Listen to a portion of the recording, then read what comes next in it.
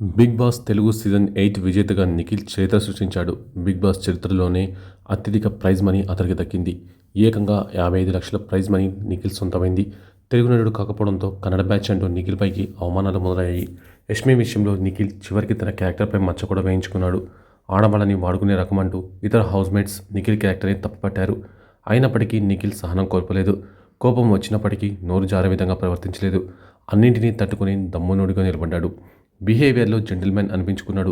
చివరికి Nikhil big boss Telugu 8 విజేతగా నిలిచాడు. బిగ్ బాస్ చరిత్రలోనే నిఖిల్ అత్యధిక ప్రైజ్ మనీ సొంతం చేసుకున్నాడు. ఇప్పటివరకు బిగ్ బాస్ విన్నర్కి 50 లక్షల వరకు పారితోషికం ఇస్తున్నారు. కానీ నిఖిల్కి 55 లక్షలకు చేరింది. ప్రైజ్ మనీ పక్కన పెడితే నిఖిల్ రెమ్యునరేషన్ కూడా తక్కువేం కాదు. బిగ్ బాస్లో వారానికి 2.25 లక్షల రెమ్యునరేషన్ తీసుకున్నాడు. మొత్తం 15 వారాలకు గాను నిఖిల్ రెమ్యునరేషన్ 33 లక్షల వరకు ముట్టింది. అంటే మొత్తం మీద బిగ్ బాస్ ద్వారా నిఖిల్ 88 లక్షలు సంపాదించాడు.